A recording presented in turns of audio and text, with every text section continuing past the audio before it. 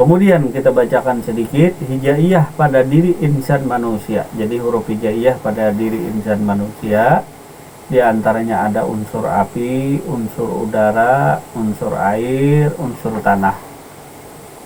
Nah, di antaranya unsur api tadi ada alif, ha, ta, sad, mim, fa, sin. Kemudian daripada udara ba, waw, ya, nun, sa, ta, da. Insyaallah nanti dibagikan saja, ini hanya perlu diketahui saja. Kemudian unsur air itu ada huruf jim, ja, kaf, sin, kaf, qaf, sa, za, dan unsur tanah ha, lam, ain, ra, ha, ghain.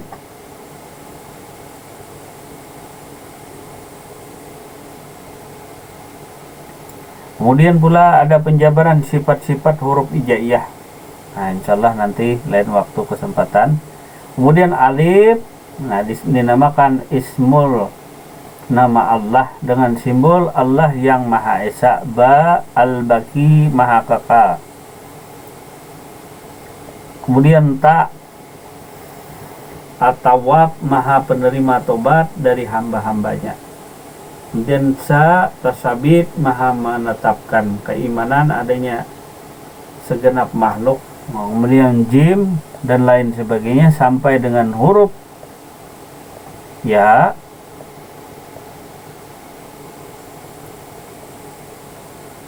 ha, lam, alif,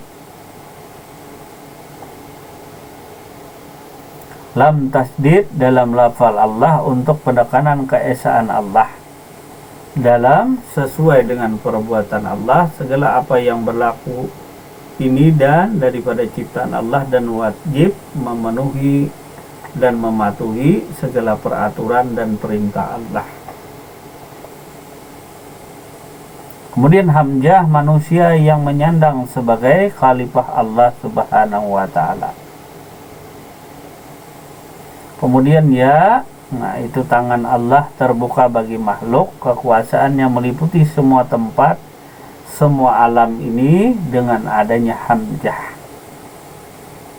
Nah, kemudian noktah, nah namanya noktah ya titik tadi, titik. Nah, jadi kumpulan huruf itu berasal daripada titik. Huruf alif tentu daripada titik. Nah, alif tadi tanpa ada titik, mana ada alif, jadi kumpulan beberapa titik lalu terbentuklah huruf. Jadi noktah tadi.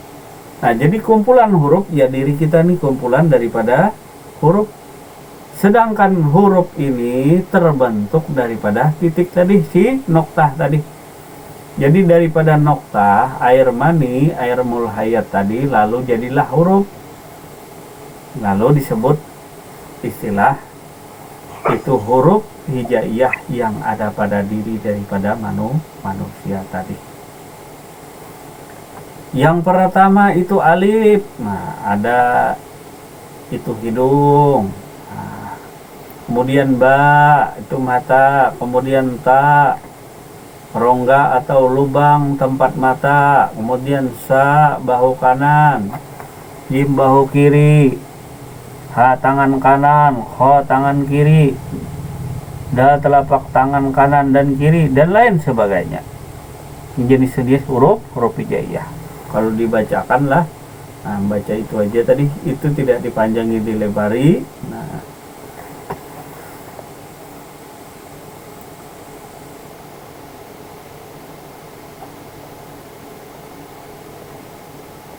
Nah, jadi huruf itu, huruf hijaiyah tadi itu daripada daripada noktah atau daripada titik tadi.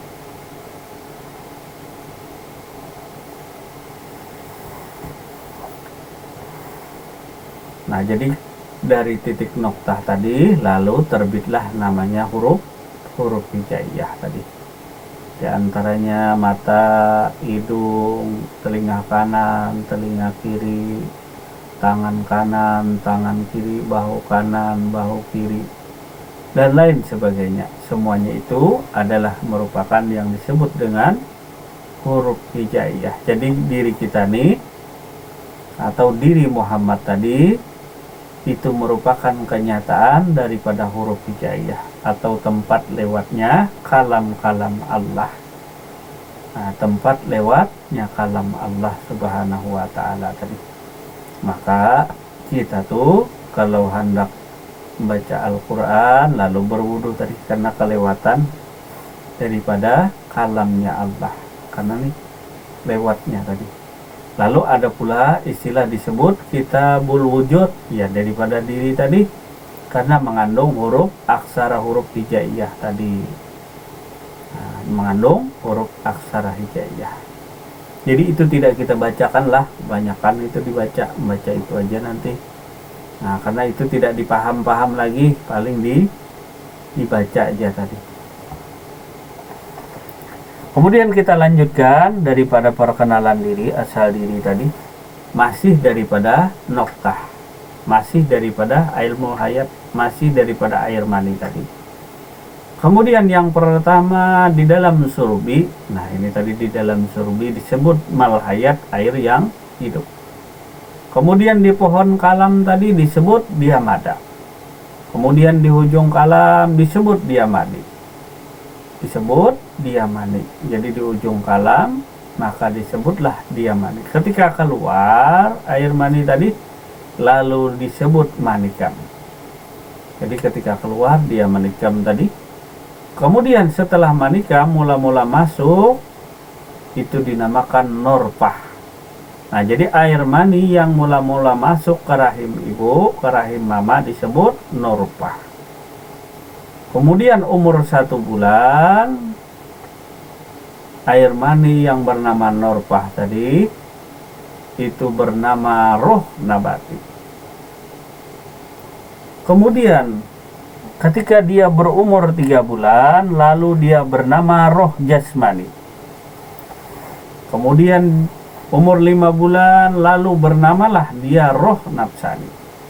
Kemudian umur 7 bulan lalu bernamalah dia roh nurani. Setelah 9 bulan 9 hari lalu bernamalah dia roh hidapi. Setelah keluar dari rahim ibu lalu disebut waladal insani. Ketika umur 7 tahun lalu bernamalah Muhammad. Jadi ketika keluar rahim ibu, roh idapi tadi keluar rahim ibu, lalu waladal insani, ini namanya manusia tuh ketika keluar rahim.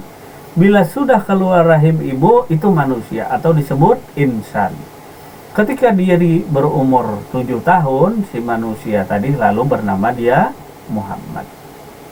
Ketika berumur 10 hari lalu bernama Muhammad Qudsi. Jadi setiap insan manusia yang berumur 7 hari maka dirinya tadi bernama Muhammad. Setelah 10 hari Muhammad Qudsi namanya. Setelah umur 22 tahun lalu Muhammad Ainul Insan. Umur 7 tahun Muhammad Salatullah. Umur 10 tahun Muhammad Salawatullah. Umur 15 tahun Muhammad Kamarullah. Umur 25 tahun Muhammad Aminullah. Umur 35 tahun Muhammad Siratal Mustaqim. Nah, karena kita mau ulang lah sedikit lah. Umur 40 tahun Muhammad Ujlatullah. Umur 41 tahun diri manusia tadi, diri kita itu nah umur 41 tahun lalu bernama Muhammad Rasulullah. Umur daripada insan tadi berumur 41 tahun lalu disebutlah daripada diri insan manusia tadi namanya adalah Muhammad Rasulullah. Ketika Isra Mi'raj lalu bernamalah dirinya tadi Abdullah. Ketika di langit ketujuh bernama Mahmud. Ketika di Mustawan bernama Ahmad. Ketika berumur 63 tahun bernama Kamalullah. Ketika dirinya wafat bernamalah dirinya Rahmatullah. Dan ketika dirinya di padang mahsyar lalu bernamalah diri tadi Al-Hasir. Dan di hadirat Allah Subhanahu wa Ta'ala, lalu bernamalah dirinya Habibullah, kekasih Allah. Kemudian lagi ada petunjuk nama alam pada diri insan manusia. Yang pertama alam lahut. Alam lahut itu pada diri kita dinamakan orang-orang mata. Ada kalau orang-orang mata, ini disebut alam lahut. Nah, kalau hendak melewati itu harus pecah semuanya.